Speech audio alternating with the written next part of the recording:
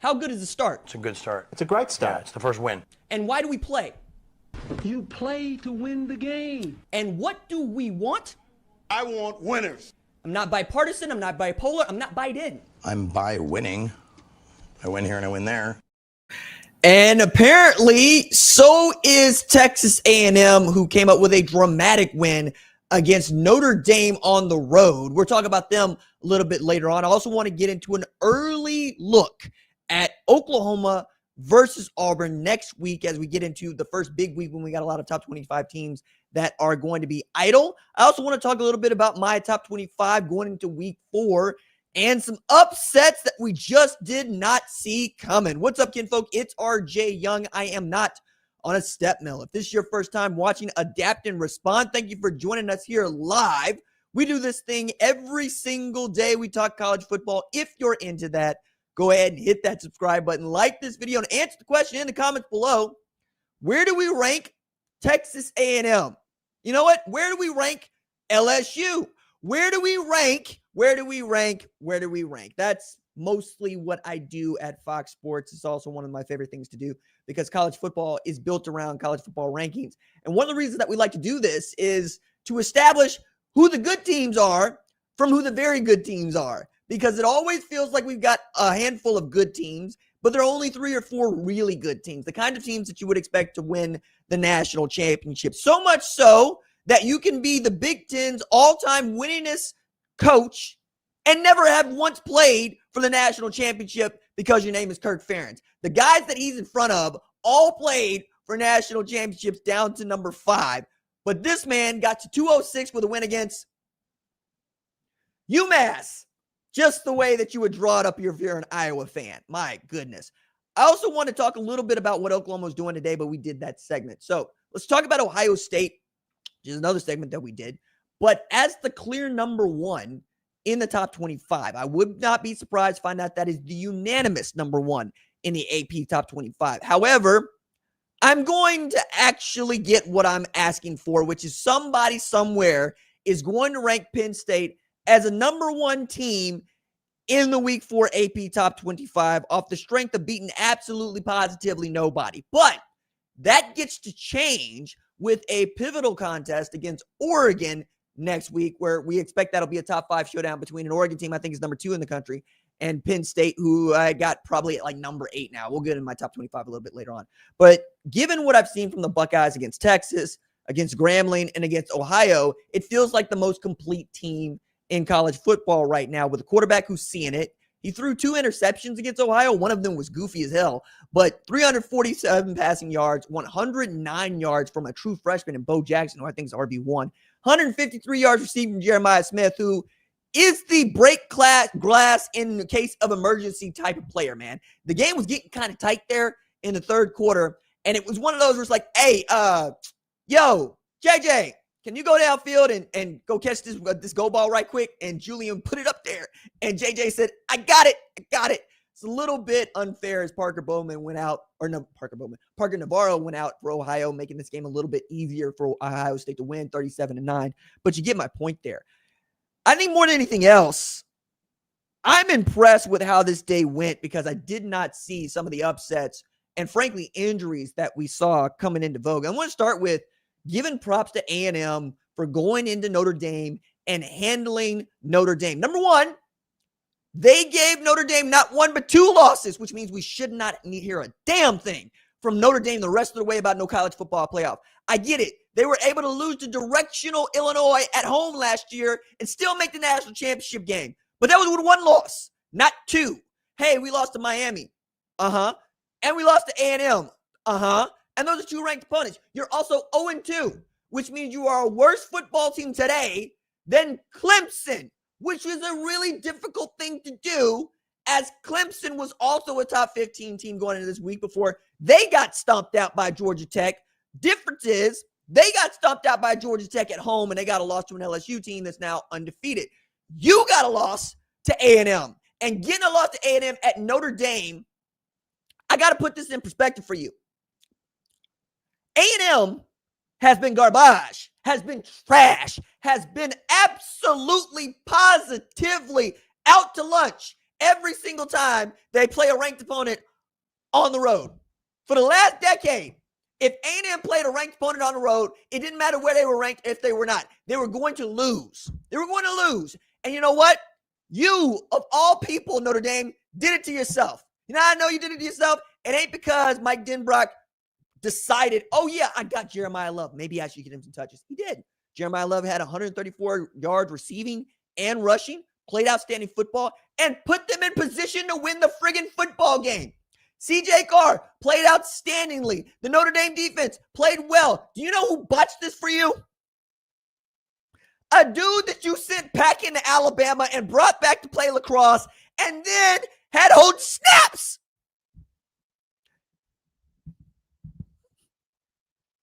It's supposed to be 41, 42, 40. That's what the game's supposed to be, right? That's what the game's supposed to be. Tyler Buckner botches the extra point snap, then tries to make a play and doesn't make a play, which gave Marcel Reed and A&M just enough time to commit 80, 11, 15 penalties and still go win this game as the clock is winding down. Just 13 seconds left. Hell, A&M did everything they could to try to give Notre Dame this game. Terry Bussey tried to run one back. They said, no, we got a holding penalty. We're bringing it back. How many freaking penalties did they have in this game? My goodness, in a 41-40 game that A&M went on the road to win, they had, let me make sure, 13 penalties for 86 yards. Notre Dame took Clemson away from Clemson and made it their own. I have not seen a worse I've snatched defeat from the jaws of victory than I did tonight. And I know some Notre Dame fans. And you know what? Ordinarily, on other days, it's good peoples. It's peoples that I would rather like to, talk to and whatnot. But today, I don't care. I don't care. Now y'all gotta go to mass. And y'all gotta talk to the rest of us. Hey. This is what happens when you decide to take your bye week early because you expect to beat Miami. And then you expected us to just put you in the top 5 because that's what we normally do with you GDIs. And you had everybody there. You had the Commissioner of College Football Playoff. You had Greg Sankey. You had Ted Cruz. Oh, my God. Do you know how insufferable Ted Cruz is going to be that he got to watch Texas A&M beat Notre Dame in Notre Dame? That is an apolitical statement. You know how it's, oh, my God. Notre Dame fans can't go nowhere. And you know what? They're everywhere. They're all the time. I even know Notre Dame fans didn't go to Notre Dame that live in Tulsa, blasphemous as it is. But you know what? I might need to go see them at Sunday morning mass. Just say hi. How are you? How are you holding up? And watch them come unglued. Come bust in front of me. Because that is what I feel when I watch Notre Dame sneak into the college football playoff and get to the national championship game. Not this year, because Marcel Reed did it for you and me. 17-37 for 360. My goodness. They put up 488 yards offense on this team and 128 yards on the ground. It was fun. Like at one point, I'm looking at this and I see LSU doing LSU things, which we'll get to in a second. And I go, wait a second. Is Notre Dame going to let this slip away? They damn sure did. Let it slip right away. This is how you can tell a team like Notre Dame that was ranked in the top 10 and ain't going to be ranked no more after this week is a good team. It's a good team. It ain't a great team. Ohio State being a great team. Do we have another great team in LSU? Do we have another great team in Georgia? I don't know. Miami. Ooh, they had a statement. Let's talk about it. Let's take a short break, come back. We'll do a little chatting about my top 25. We'll talk a little bit about Oklahoma, Auburn, what we expect from that game, the Jackson Arnold game as it will be. And if y'all are good enough at this, and by good enough at this, I mean, ask me a damn good question, I'll get to those as well.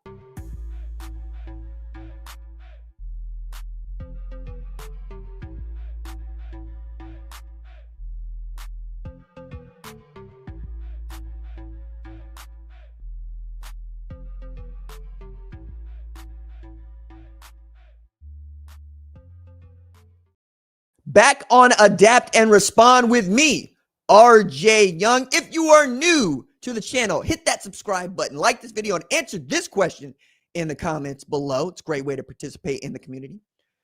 Are you more impressed with LSU's defense, or are you more frustrated with LSU's offense?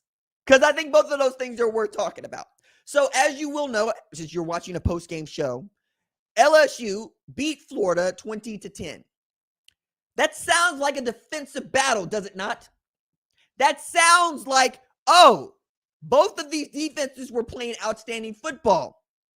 When in fact, no, you would be incorrect. You would be incorrect. You would be the kind of person that read a box score.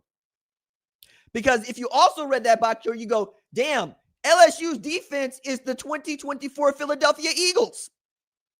They picked off DJ Lagway 5 times.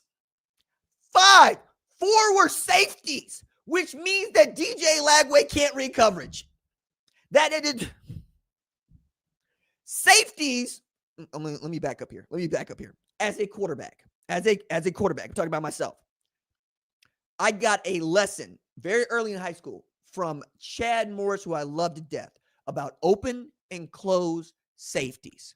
If you see 2 high safeties, it's open in the middle. If you see 1 high safety, it's closed in the middle. Where do we go with the football? We go where the safeties ain't. We're going to get one-on-ones, and we're going to play our leverages. That's what we're going to do. So if I have a wide receiver who's running a go route on the numbers next to the boundary, and I got a center field safety, where am I going to put the football? On the outside shoulder of my wide receiver where he can get it. Basic fundamental stuff.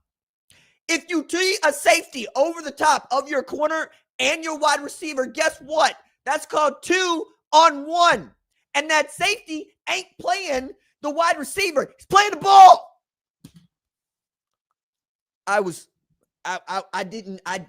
DJ, what the hell, dog? Like on a day when it is horrible to be Paul Feinbaum and Arch Manning, DJ Lagway had Arch Manning out here looking regular. Arch Manning looked like absolute garbage today against UTEP. That's bad news Bears. Bad news Bears for everybody. And by everybody, I mean from Ohio State on down. Because now you don't look at Texas as a team that can even make the college football playoff, when before we might have thought of Arch Manning as a guy that played for the Heisman. And remember, Paul Feinbaum is the guy that said, Arch Manning is the best quarterback that we have seen since Tim Tebow. Said it with a straight face. I have 3 kinds of takes. I think most talk show hosts have 3 kinds of takes. We are correct in the moment. We are correct given time. And we are hilariously wrong. I do believe Paul Feinbaum, Arch Manning take qualifies for the 3rd place. Okay? Now, if you want to tell me that LSU is a great football team, you might be correct in the moment. You might be correct given time. I highly doubt you're going to be comically wrong. That said, I don't like looking at Garrett Nussmeier going 15-27 for 220 yards as the SEC's returning leading passer and saying that's a good football team, because I'm not sure, dog. I'm really not. I think Blake Baker has vaulted to the front of the line in the Broyles Award conversation. I think his defense is playing lights out. I think Harold Perkins is going to make all that money that he might have lost when he blew out his knee last year. But I'm also having a good time watching the train wreck that is Florida football. Billy Napier is 20-20 as a head coach. He's 10-14 in the SEC. And all he can do is tell you we're going to get better. We're going to give it the old college try. All while Tennessee's the only team today that took a loss that still looks good. Like, you could say, okay, cool. You could see Tennessee and Georgia playing in college football playoff. We watched that game. That's the game of the year. It's great. It's awesome. Texas might not be there at the end. Hell, Oklahoma might have everything that they want against Texas come the Red River rivalry. And I know this because Oklahoma was able to beat Temple today, but it's not because Oklahoma was able to beat Temple. It's how they've been able to beat people. So heading into this week, the game to watch for me in the SEC is going to be Oklahoma versus Auburn. Ought to be a ranked affair. It will be John Mateer and OU against Auburn and Jackson Arnold. Now, the reason I find this interesting, and the reason you might find this interesting, is because Jackson Arnold was supposed to be the guy that John Mateer is. The guy that can do everything. He can throw the ball. He can run the ball. He can catch the ball. He can fill the Gatorade cooler, walk the dog, paint the fence, put the house back together, take it apart again, and have it all done while he tutors your kids in math. That ain't turned out to be what Jackson Arnold was at Oklahoma. As a matter of fact, you might say Jackson Arnold set Oklahoma back. Because the only way that Oklahoma could win a football game against good competition, I might add, is if Jackson Arnold was running the football. And since you don't run the bone at Oklahoma no more, and we don't run the single wing anywhere anymore, college football, that's not going to get it done. That's going to get you 6-7. That's what it got. 6-7 and him out the door as a 5-star and the National Gatorade Player of the Year. He ends up at Auburn. Now, he ends up at Auburn with Hugh Freeze. And Hugh Freeze pays Eric Singleton $1 million, pays Cam Coleman $1 million, and expects Jackson Arnold to provide service to the $1 million wide receivers. Turns out that ain't the way that it's been going. Because that's not how it's going to go with Jackson Arnold at quarterback, all right? You're going to be truly dual threat. He's going to need to do as much with his legs as he can with his arm. And that ain't the way that Hugh wants to run the football team. He threw for 142 yards against South Alabama today. That's not good. Jeremiah Cobb, he's a dude. He's a running back, but he's a dude, which means that when Oklahoma and Auburn play, not only are you going to be playing against the former team, you're going to be playing for former head coach who also knows everything there is to know about you as a player, and is calling defense, which means I expect Oklahoma to eat and eat well. It's a Brent Venables defense, so it's going to be aggressive and they're coming after you. And they already know what you know. Jackson Arnold can't be trusted to make good decisions if you pressure him. So expect blitz after blitz after blitz. And if by some miracle Jackson Arnold can beat a blitz, let alone a Brent Venables' stimulated pressures, which ain't blitzes, you might actually get a W. But this game is also at Oklahoma. And it's got John Mateer on the other side. A guy that has had 340-plus total yards of offense on average in each and every game. Is he the only dude that makes that team go for now? Yeah, it's a lot like Lenore Sellers in South Carolina. He gets hurt, they take a loss to Vanderbilt. It's Vanderbilt's first win against a ranked opponent on the road since 2007. That's how important the quarterback position is here. I compared it to Florida State and Jordan Travis. When he went out, we all thought the same thing. They're not no good no more because they weren't. They weren't. Same thing could be true with John Mateer, which is why people keep yelling, myself included, sit down somewhere, son. Stop playing quarterback like you're turning a 6-4-3 double play. Okay. Best athlete on the field. 500-pound squat and all that. Well, let me not give him 30 pounds he ain't earned. 470-pound squat and all of that. Rifle arm. Also throws the ball like a shortstop. But in a pitch, he'll make a play. That's the difference right now. And that will be the difference next week when Oklahoma and Auburn play. I think if you're talking about defenses, cool. You can tell me everything you want about DJ Durkin and what he might be able to do against Ben Arbuckle. But now that Oklahoma is able to run the football with a guy like Torrey Blaylock, who had 14 rushes for 100 yards, hopefully Keontez Lewis is okay. Deion Burks is finding his way, and he's being great. Jared Kinnick turns in from one of the best linebackers on the team to the best tight end on the team. You're getting push, and Jay Knott might become a guy. I'm not sure. Javante Barnes is battering ram. I think you got everything you need to not only beat Auburn, but to make an assault on the SEC. And given what we've seen, the only teams that I think that really will give Oklahoma a very hard time include Tennessee and Georgia. That's it right now. And they don't play Georgia. It's South Carolina. We'll see what happens with Lenore Sellers. Hopefully he's okay, because that's a different ball game if he's able to play. Ole Miss, they lose off to Simmons. They put Trinidad Chambliss in there, who's a transfer from Ferris State. That guy goes for 353 and 60 against Arkansas on a win. They're going to be just fine, right? Keep going down the line on this. We know that A&M is able to beat Notre Dame. Or we know that Notre Dame was able to beat Notre Dame for A&M. Either way, the SEC looks good there, right? Missouri stopped out Louisiana today. I think Oklahoma can keep up with everybody here, including LSU. That's why I say, do you think they're a good team or a great team, right? Because if they're a great team, the offense needs to be as good as the defense is. And against a program like Florida, who lost to South Florida last week, same South Florida got stomped out by Miami today. I don't know, dog. I don't know. But we're all going to find out together, I promise, right? So take another short break, come back, go through a top 25 preview, as I'm going to put it up at Fox Sports, still working out some things.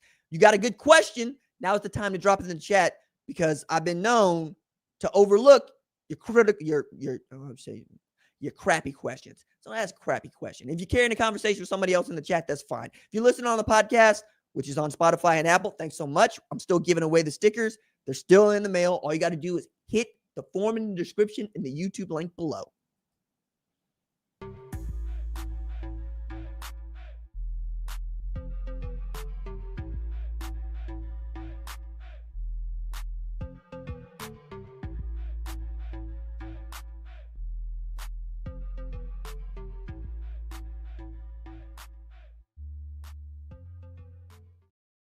Back on Adapt and Respond with me, RJ Young. If you are new to the channel, hit that subscribe button, like this video, and answer comment in the questions below. Do you agree with my top 25 heading into week 4?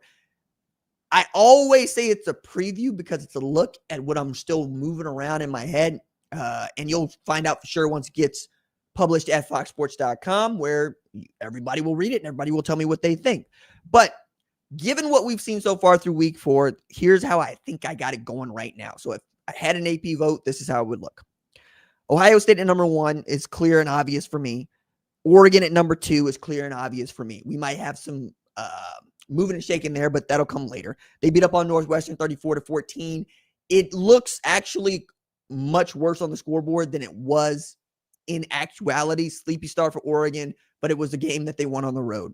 Georgia at number 3 with that dramatic 44-41 win in overtime. They go down 21-7 on the road. They come back, they win it. Gunnar Stockton is a dude. 4th and 6, got to have it. That dude throws one up to London Humphrey, who makes a play. Max Gilbert just ain't got the moxie. You can blame Josh Heupel for icing the kid, but Josh Heupel doesn't kick the field goal. And I know he can make the field goal because he made a field goal in overtime. Just couldn't make it when the pressure was on. Number 4, I got Miami. They would throttle South Florida 49-12. My goodness. South Florida, who walked into this week, was the only team with 2 ranked wins. Miami said, not today, Satan, as Carson Beck went for 340 on 23 of 28. That's pretty damn good. And we had Mark Fletcher go for 120 yards on the ground.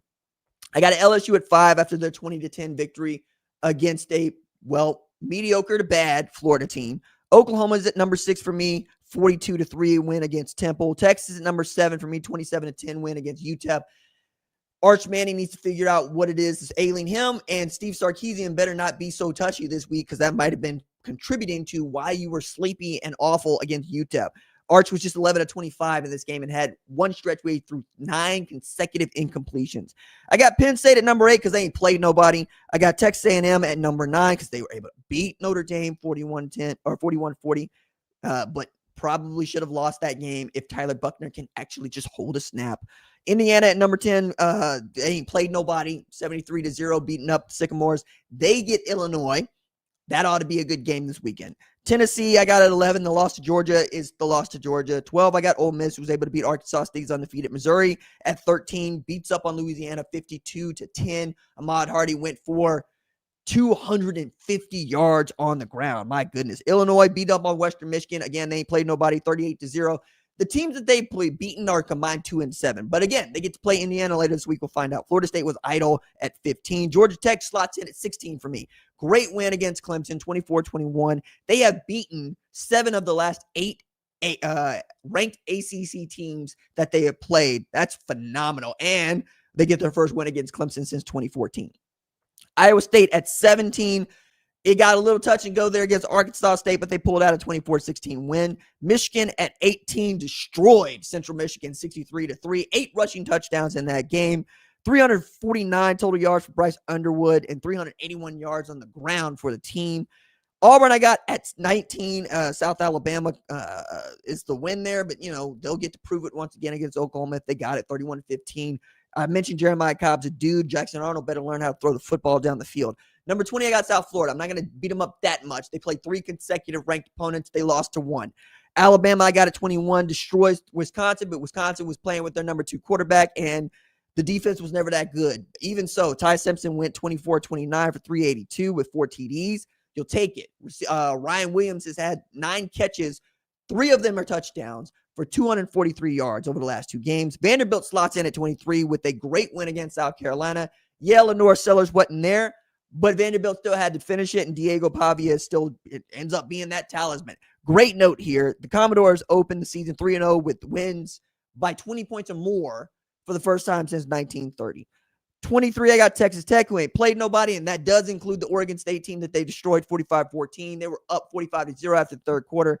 Baron Morton went for 442 yards, 4 TDs. Utah slotting in at number 24 with a stomping out of Wyoming. And I got SC after their first road win Big Ten against Purdue, 33-17, even as the game was delayed. I got to get there. Other than that, man, I was really, really, really impressed with what I saw from Ohio State. Really impressed from what I saw from Oklahoma being able to take care of business and handle it. If you got a good question, I'm looking for it. Let me see. I'm looking for it. If you ain't got a good question, we might have us a problem. We might be just begun, guys. So, who we got? Last year of Civil War. Is that Oregon and Ohio State? No, excuse me. Oregon and Oregon State? Let me see. Anybody got a good question here? Bro, Vandy is not a top 15 despite I didn't put him at 15. You can't hear. You see what we got? Who else we got? Y'all need to come up with something. I'm telling you, man, everybody thinks they can host a show until I ask them to come up with a good question. What we doing out here? FSU will be dropped out of top 25 soon. Why? Come on, man. This ain't your daddy's Facebook page. Give me a take or give me a good question. What are we doing here? Sleeper team in waiting. Oh, okay. Paulie Buckeye with a good one. I honestly believe it's going to come out of the group of 5. It'd be Tulane right there. They stomped out Duke today. Great win for them against Darren Minson, the $8 million quarterback. I also think Memphis is kind of lying in wait, waiting on things to happen. Houston beat up on a bad Colorado, but Houston is right there. I genuinely believe that it's going to be a group of 6 team that can edge into this thing. Outside of that, we know everybody else, right? We know Georgia Tech, for instance, and that's where the bar is. We know that Virginia Tech's bad. We know that North Carolina's not any good. We keep going through it, right? Washington's not going to be there at the end. Iowa is not any good. You're figuring out very quickly in the Power 4 who the teams are that you can count on to be in the top 25 because they're all 3-0 right now, or they got good wins against ranked opponents. The group of 6 is the last real change agent that we got in the sport, but we don't really care about the group of 6. And the one team that we did, South Florida, they got destroyed by more than 30 points by Miami today. That's just what it's going to be, guys. All right. That's going to do it for this live episode of Adapt and Respond. If you like the show, subscribe. If you don't like the show, I don't want to hear about it.